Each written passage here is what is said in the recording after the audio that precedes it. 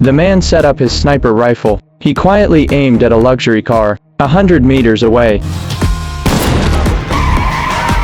The car instantly lost control. It veered off and crashed hard into the valley below. Chris cautiously approached the wreck, step by step, watching for danger. Once the coast was clear, he reached into the dying millionaire's jacket and pulled out a phone, using a spy device.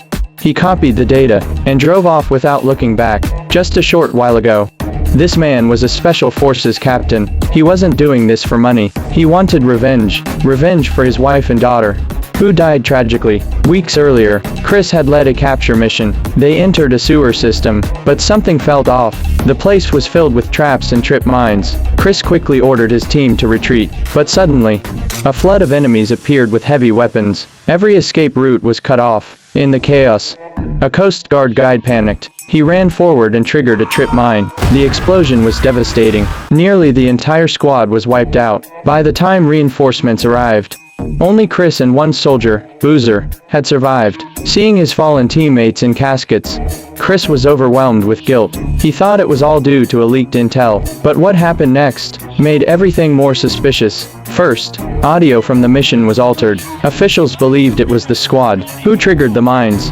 Then, Boozer, who had just parted ways with Chris the day before, was found dead at home. The report claimed he died 2 days ago, killed by a standard issue 9mm bullet, but Chris instantly knew something was wrong. Boozer's favorite gun was a .45 caliber 1911. He didn't even own a 9mm. With everything piling up, Chris realized someone wanted them dead, and that someone was really good at faking the evidence. Then a journalist showed up and made Chris question his own memory. She had a report confirming Boozer died 2 days ago, and she was at the restaurant where Chris claimed he said goodbye to Boozer. She watched him the whole time and never once saw Boozer there. Her words shook Chris to the core. He tried to remember that moment, but all he felt was a splitting headache. Was his mind playing tricks on him?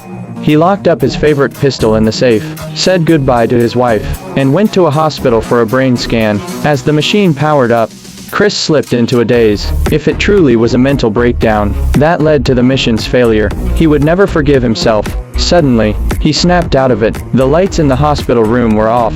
A man appeared, pointing a gun straight at him. Chris raised his hands, pretending to surrender, but then a second gun pressed against his head. They wanted to make his death look like Boozer's, a suicide, but Chris wasn't going down that easy. He took one of them out right there. The other fled, wounded in the arm, checking the gun left behind.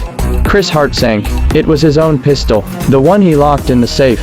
Dread hit him hard. He jumped in his car and raced home, but when he arrived, what he saw shattered him completely.